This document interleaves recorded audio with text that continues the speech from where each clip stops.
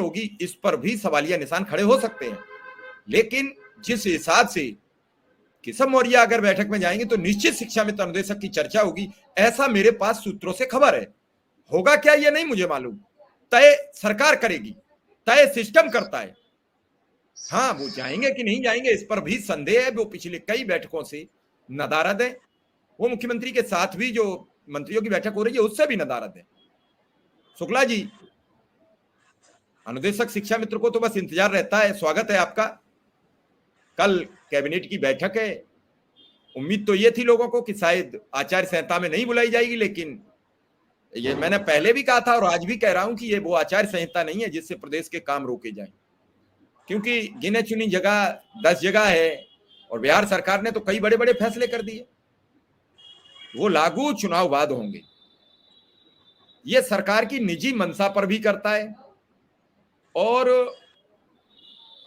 उनकी अपनी मंशा पर बहुत कुछ निर्भर होता है मुख्यमंत्री की पे। कल कैबिनेट की बैठक है, लोगों का मानना है कि जब बैठक होगी तो शायद कुछ उम्मीद हो, कुछ चर्चा हो जाए, कुछ हो जाए, क्योंकि उम्मीदों पर ही तो सब कुछ टिका होता है और उम्मीद कभी खोनी नहीं चाहिए, उम्मीद कभी तोड़नी नहीं चाहिए। आशा ही एकमात्र विकल्प होता है और उसी के सारे आदमी जीवित रहता है। आदमी के पैदा होता है तो उसे आशा होती है हम पढ़ेंगे लिखेंगे और अच्छा कुछ बनेंगे। हर माँ बाप को आशा होती है मेरा बेटा रोजगार करेगा, मेरा बेटा नौकरी करेगा और सरकारी बाबू होगा। किसी को कलेक्टर की घोषणा कर देता है, कोई कंडक्टर बन जाता है, कोई मास्टर बन जाता है, कोई डॉक्टर बन जाता है। बनते तो उन्हीं में से, सबको आशा होती है मेरा बेटा आगे बढ़े। फिर होती है उम्मीद की शादियां हो जाती, शादी हो जाती है, फिर उम्मीद होती है कि इसके बच्चे हो जाते और इसी उम्मीद में वो जिंदगी भर आगे बढ़ता रहता है। अगर वो उम्मीद तोड़ ले तो क्या परिवार बनेंगे? नहीं तोड़ सकता। क्या वो आगे पढ़ेगा? नहीं तोड़ सकता। तो उम्मीदों के सहारे ही शुरू से जिस दिन पैदा होता है मानव, उस दिन से लेके और जब तक वो अंतिम सांस में जाता है तब तक उम्मीदों के सहारे जीता है। एक दौर ऐसा भी आता है कि पति पत्नी होते हैं, एक व्यक्ति साथ छोड़ जाता तो जो रह जाता है फिर वो किसी और उम्मीद पे जी लेता है, बच्चों के सहारे जी लेता है। उम्मीद ही एक रास्ता है मेरे समझाने का। कल कैबिनेट की बैठक है, शिक्षा मित्रों को भी उम्मीद है और शिक्षा मित्रों का ये मानना है कि आचार संहिता की बैठक होगी कि नहीं होगी और क्या होगा। तो क्या कहेंगे कल की बैठक को लेकर शुक्ला जी? प्रणाम मिश्रा जी। आदरणीय विक्रम भाई।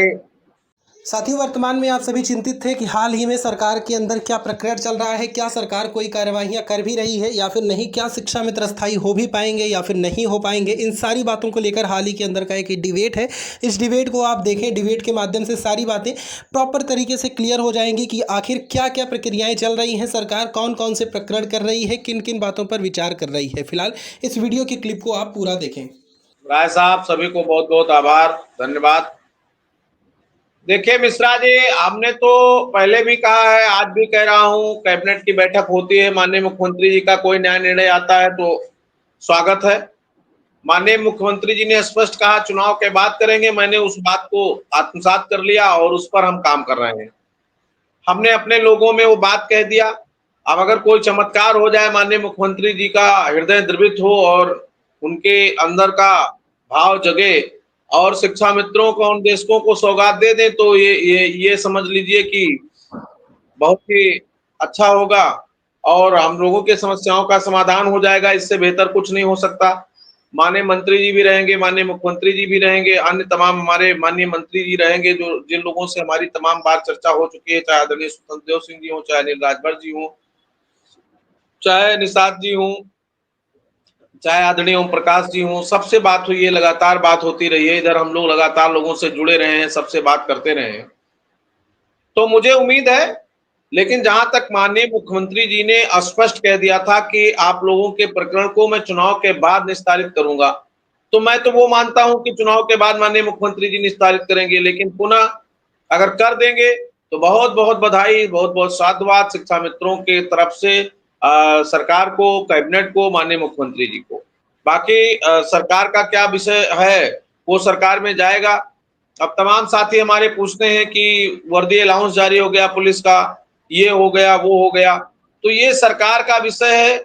जब माननीय मुख्यमंत्री जी ने स्पष्ट कर दिया कि हम आपके प्रकरण को चुनाव के बाद करेंगे, तो फिर उस पर मैंने पहल करना बंद कर दिया। बस वाच कर रहा हूं। अभी प्रमुख सचिव से दीपावली के पहले हमारी टीम मिली, अभी हम लखनऊ आएंगे, फिर मिलेंगे।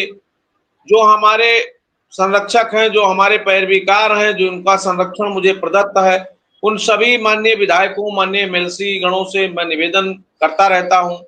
माननीय मंत्री जी ने खुद कहा है कि हम अच्छा करेंगे, बेहतर करेंगे, भी दीपावली के 2 दिन पहले भी कहा है।